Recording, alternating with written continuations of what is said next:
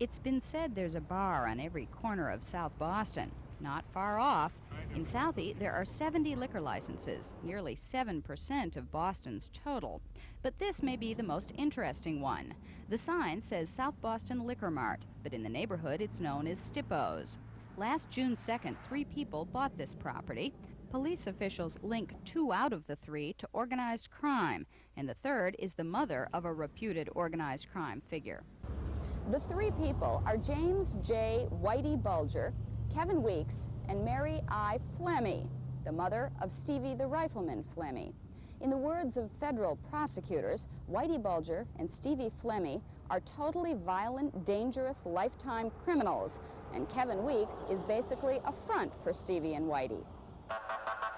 During the recent trial of the Angulo organized crime family, the names Whitey Bulger and Stevie Flemmy came up in conversations secretly recorded by the FBI.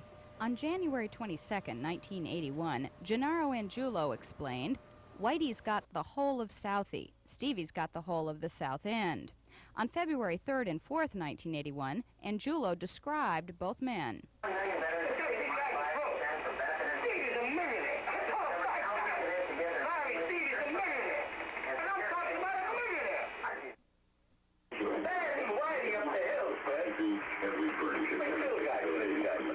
In Vinnie Teresa's book, My Life in the Mafia, Steve Flemmy is listed in the glossary as a mob hitman. The final report of the President's Commission on Organized Crime says Whitey Bulger and Stevie Flemmy control organized crime for the Irish gangs in Boston, including drug dealing, loan sharking, and gambling. All that is hearsay, but in 1956, Whitey Bulger was convicted of armed robbery in a Melrose bank heist. In the 60s, Steve Flemmy was twice indicted, once for murder and once for attempted murder. Neither indictment resulted in a conviction. Now, years later, Whitey Bulger and Stevie Flemmy's mother are partners in a real estate venture.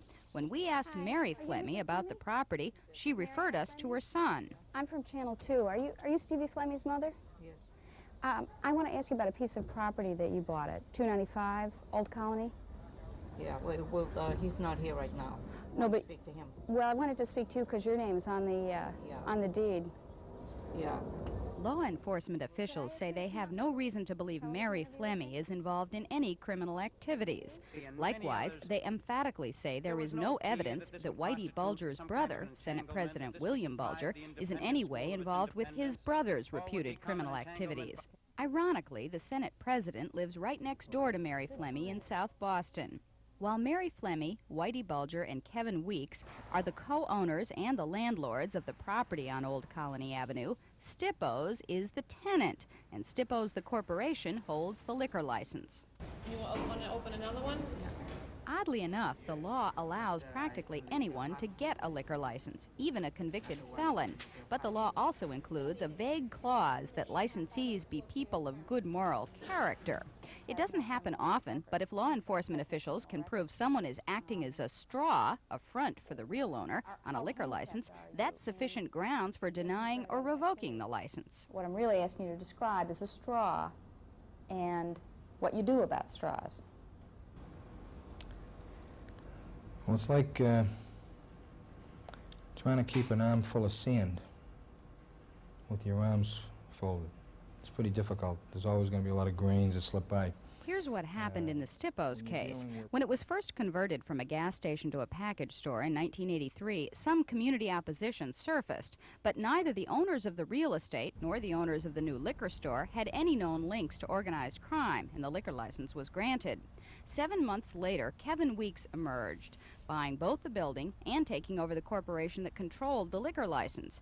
That license has been renewed every year since, even though ownership has changed completely. If someone's already got a license, they're routinely renewed in the absence of any evidence to the contrary. Last June, Whitey Bulger and Mary Flemmy bought into the real estate with Kevin Weeks. Weeks alone still controlled the liquor license. You mentioned the distinction between property ownership and liquor license ownership.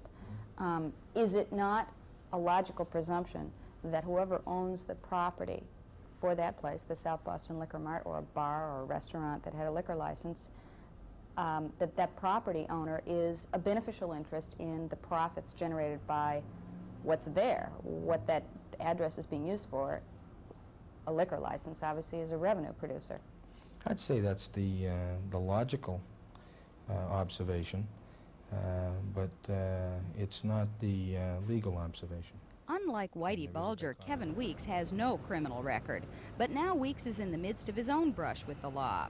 Last year, when he walked into police headquarters, accompanied by Whitey Bulger, and asked to renew his license to carry a firearm, the police promptly revoked it. Weeks appealed, and in the ensuing court case, Police Commissioner Mickey Roach branded him as an associate of known organized crime figures. The information that we developed relative to the gun permit and the ability to be a suitable person as a licensee may not necessarily intersect, and whether or not they do is up to the licensing board. The Boston Licensing Board is a bit preoccupied these days. Last fall, federal agents removed boxes of records in a probe of alleged payoffs to Boston police officers by bar owners. Still, the Licensing Board reacted quickly to the questions raised in this story about stippos. One question is, should Kevin Weeks hold a liquor license in view of his associations? That question could be moot because just 9 days before a crucial court hearing on the gun permit and a month before the annual deadline for renewing liquor licenses, Weeks filed for permission to sell Stippo's license to a new corporation in which he is not a principal. The second question is, who is really profiting, the tenant Stippos or the new landlords, Kevin Weeks, Mary Flemmy, and Whitey Bulger? Andrea Gargiulo, the chairwoman of the licensing board, would not grant the 10 o'clock news an on-camera interview. But as a result of the information in our story, she did review the case today, and she announced the board will hold a hearing next month to determine who is really profiting from Stippo's liquor license. He'd raise his eyebrows and we'll be watching him like a hawk. With Tom Sheehan, I'm Christy George for the 10 o'clock news. Yeah, okay, go ahead. If you need to be somewhere